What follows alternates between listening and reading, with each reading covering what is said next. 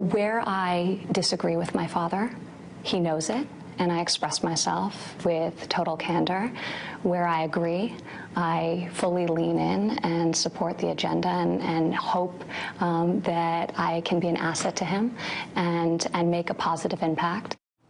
Ivanka Trump talking to Gayle King of CBS today, the same day she spoke to business leaders at the White House. She talked at that event about reinventing how we train America's workforce, the need for more women in science, technology, math occupations, and addressing the gender pay gap.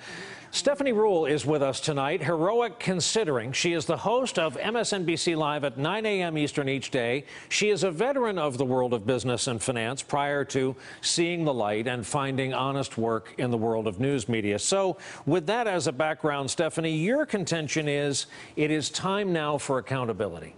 Well, I'm also passionate about the advocacy for women and girls, and Ivanka Trump is passionate about that as well. And now she's taken a new seat. She's taken one of the potentially most powerful positions in the White House, one of the most powerful women in the world, and now she has to be accountable for what she says she's so passionate about. So this morning, to address gender pay gap, we appreciate that she is, but what are the action steps? Because if you look at the president's policies thus far, they're really diametrically opposed. Last week, to pull back on protection that President Obama put in place for women in the workplace, to defund Planned Parenthood, the UN Health Fund. So there's really a mismatch in what's actually being done from a policy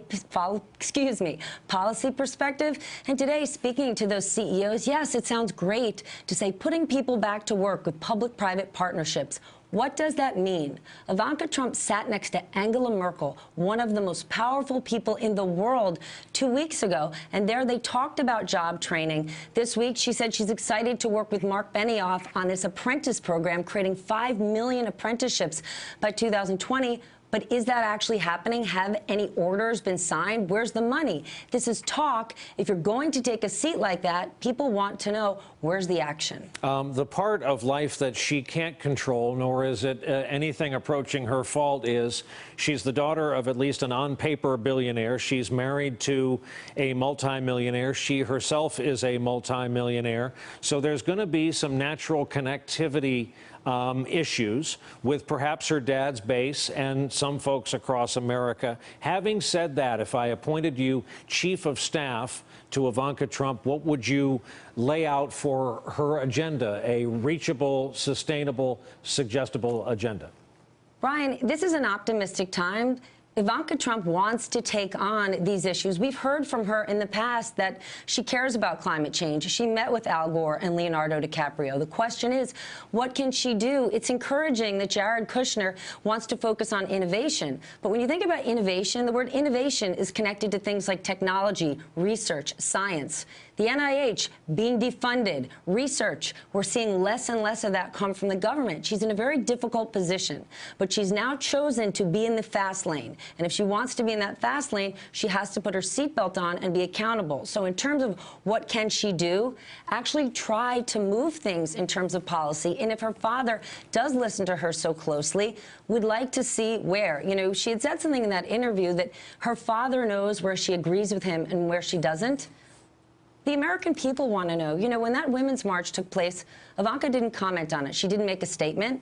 And it doesn't mean she has to be in support of it, but to acknowledge it. Justin Trudeau did. He said, I recognize that people want to have their voice heard. And she was with Justin Trudeau in New York City, seeing a show about immigrants. On the same night, President Trump was at a rally saying, I want to bring back the original immigration ban. So if she is going to be this voice of reason, we would love to hear it, because as you know, these are scary times, and the policies that we're seeing put in place don't go with the message that she's put out. Hey there, I'm Chris Hayes from MSNBC. Thanks for watching MSNBC on YouTube. If you want to keep up to date with the videos we're putting out, you can click subscribe just below me, or click over on this list to see lots of other great videos.